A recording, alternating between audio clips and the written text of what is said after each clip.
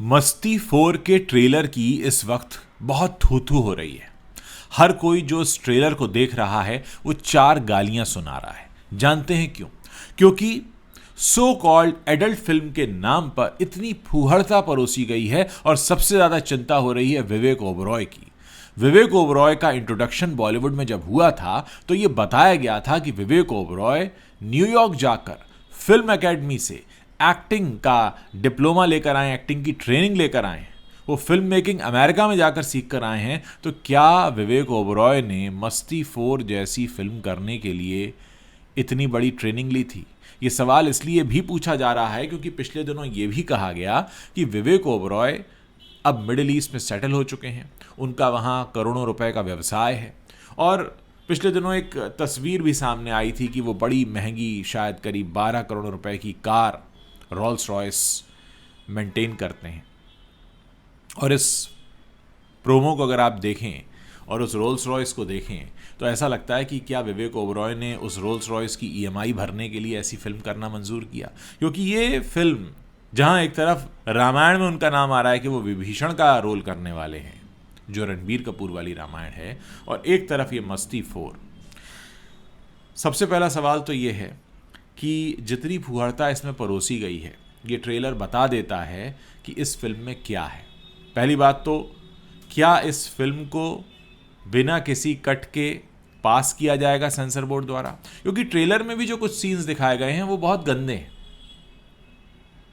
और सबसे ज़्यादा हैरानी इस बात को लेकर हो रही है कि मस्ती जैसी फ्रेंचाइजी जो एक ज़माने में काफ़ी हिट हुई थी, ठीक है उस वक्त वो बड़ी बोल्ड फिल्म कही गई थी, लेकिन उस बोल्डनेस से लेकर इस फूहड़पन तक वाकई, मतलब मिलाप झवेरी, जिनकी हमने एक और फिल्म कुछ दिनों पहले देखी, एक दीवाने की दीवानियत, तो क्या मिलाप झवेरी को ये लग रहा है कि एक दीवाने की दीवानियत चल गई, उनका वक्त अच्छा है तो ये पिक्चर भी चल जाएगी? इस फिल्म को जितनी गालियां पड़ रही हैं, खासकर महिलाएं, लड़कियां, वो सीधे तौर पर पूछ रही हैं कि क्या घर में माँ बहन नहीं है? आप कैसे इस तरीके का ट्रेलर या कंटेंट बना सकते हैं? और कुछ समय पहले तो इन लोगों ने कहा भी था, जितने महानुभाव इसमें दिख रहे हैं, कि अब हम कोई ऐसी कॉमेडी फिल्म नहीं करेंगे जिसको हम परिवार के साथ बैठकर ना देख पाएं। फिल्म छोड़िए, ये ट्रेलर भी परिवार के साथ देखने लायक नहीं है। और अगर ट्रेलर ऐसा बना है तो फिल्म में क्या होगा? और सबसे बड़ी बात यहां पर यह है कि बॉलीवुड जो पहले ही गड्ढे में जा रहा है, अगर वहां और ऐसी फिल्में आती रहीं तो आप मान कर चलिए कि बॉलीवुड का गड्ढे में जाना तय है। क्योंकि ऐसी फिल्में, इनका अब कोई बाजार नहीं है। जिनको ऐसा कंटेंट देखना होता है वो इससे कहीं ज़्यादा का कंटेंट अवेलेबल है, जहां अवेलेबल है वहां जाकर देख लेते हैं। अब आप खुद सोचिए कि ऐसी फूहड़ता को देखने कोई मेहनत की कमाई खर्च करके बड़े पर्दे पर देखने क्यों जाएगा? देखिए, आफ्ताब शिवदासानी की बात समझ में आती है, क्योंकि आफ्ताब शिवदासानी एक बहुत बेहतरीन एक्टर हैं, बहुत हैंडसम एक्टर हैं, लेकिन उनकी किस्मत बड़ी ख़राब रही कि उन्हें वैसे मौके नहीं मिले, जहां वो जा सकते थे वहां वो नहीं पहुंच पाए। उन्होंने ऐसी फिल्म को करना मंजूर किया, समझ में आता है। लेकिन रितेश देशमुख, जो शिवाजी महाराज पर सिनेमा बना रहे हैं, इतनी बड़ी फिल्म बना रहे हैं, उसमें एज अ डायरेक्टर डेब्यू कर रहे हैं, और रितेश की हमेशा कॉमिक टाइमिंग की तारीफ होती है, तमाम तरह की बातें उनके बारे में लिखी जाती हैं। इनफैक्ट उनके इंस्टाग्राम पे रील्स बड़े पॉपुलर रहते हैं, यानी कहीं ना कहीं वो अपना टैलेंट दिखा रहे हैं, प्रतिभा दिखा रहे हैं। लेकिन ये जो दो नाम हैं, दूसरा नाम विवेक ओबरॉय का, आखिर क्या ज़रूरत थी विवेक ओबरॉय को इस तरह का सिनेमा करने की? एक तरफ वो कहते हैं कि, इनडायरेक्टली कहते हैं, कभी खुलकर नहीं कहा, कि सलमान की वजह से उनका करियर आगे नहीं बढ़ पाया, इसलिए वो मिडिल ईस्ट चले गए, वहाँ उन्होंने इतने बड़े अपने बिजनेस को स्टैब्लिश किया है। लेकिन यहाँ क्या कर रहे हैं वो? इस फिल्म में क्या कर रहे हैं? ये फिल्म क्या वो अपने घर पर दिखा सकते हैं? या रितेश देशमुख दिखा सकते हैं, आफ्ताब शिवदासानी दिखा सकते हैं? इनमें से कौन है जो अपने बच्चों को, अपने परिवार को ये फिल्म दिखा सकता है? मैं आपको खुलकर बता रहा हूँ कि फिल्म तो अभी किसी ने देखी नहीं, क्योंकि निकल कर नहीं आई है, लेकिन जो ट्रेलर है वही अपने आप में बहुत कुछ कह रहा है। मतलब न तो किसी तरीके से आप किसी महिला का सम्मान यहाँ कर रहे हैं, बाकी पुरुषों को भी इतनी गलत तरीके से दिखाया है कि इसको देखने के बाद तो लोग सोचेंगे कि सारे पुरुष ऐसे ही होते हैं क्या? उनके दिमाग में एक ही बात चलती है क्या? दोस्तों, ये ट्रेलर आपने भी देखा होगा, आई एम श्योर देखा होगा, क्योंकि इस पर चर्चा इतनी हो रही है। आप लोग इसके बारे में क्या सोचते हैं? एक लाइन लिखेंगे इसके बारे में, कुछ कहना चाहेंगे? आपने जब इसको देखा तो क्या लगा आपको?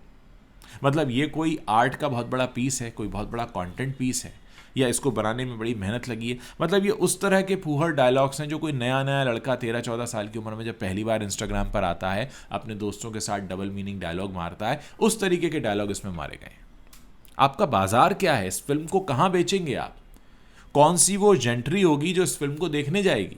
जाहिर है फैमिलीज तो जाने से रही, लड़कियां भी नहीं जाएंगी। हो सकता है कुछ नई उम्र के लड़कों का कोई ग्रुप चला जाए कॉलेज से इसको देखने के लिए, तो उसके बेस पर आप अपनी फिल्म की लागत वसूलेंगे। और फिल्म की लागत वसूलना तो दूर की बात है, आप इसके पीछे आइडिया क्या लेकर आए, क्या कहना चाहते हैं आप इसके ज़रिए, इसका मैसेज क्या है, इसको किस लेवल पर आप लेकर जाने वाले हैं, क्या कहेंगे आप? ये फिल्म आपने बनाई कि उसका पर्पस क्या है, क्या मकसद है? कि आपने ढूंढ ढूंढ के इस तरह के डबल मीनिंग डायलॉग्स जो है इसमें लाकर भर लिए हैं? आपको लगता है कि कोई इस फिल्म का इंतज़ार कर रहा है? किसी को इंतज़ार था कि मस्ती 4 आएगी तो देखते हैं उसमें कितने डबल मीनिंग डायलॉग निकलेंगे। वाकई बहुत हैरत होती है और बहुत शर्मिंदगी सी महसूस होती है कि इस तरीके की फिल्म अब बॉलीवुड लेकर आ रहा है, वो भी ऐसे टाइम में जब बॉलीवुड की नैया पूरी तरीके से डुबुक हो रही है। मैं आप लोगों से पूछना चाहता हूं, देखिए ये फिल्में बनती आप लोगों के लिए हैं, यहाँ पर हमारे जैसे बैठकर लोग जो हैं वो एनालिसिस कर देते हैं, प्रोमो के बारे में आकर बात कर लेते हैं, लेकिन अल्टीमेटली इसका निशाना तो आप हैं। ये पिक्चर तो बनी है आपके लिए, इसलिए आपकी ये ड्यूटी पड़ती है, आपकी ये ड्यूटी बनती है कि आप अपने विचार इस वीडियो के नीचे लिखें, इन फिल्म मेकर्स को बताएं कि आप उनके बारे में क्या सोचते हैं। क्योंकि उसको देखने के बाद मेरा दिमाग ही ख़राब हो गया, मुझे लगा कि ये क्या मैंने देख लिया, इसके बारे में मैं क्या एनालिसिस करूं, उसका क्या मैं रिव्यू करूं और उसके बारे में क्या बात करूं। और सबसे ज़्यादा मुझे चिंता विवेक ओबरॉय और रितेश देशमुख को देखकर हो रही थी कि आखिर उन्हें अपने करियर में ऐसी कौन सी ज़रूरत पड़ी है जो वो इस तरह का सिनेमा कर रहे हैं जो मेरी समझ के बाहर है।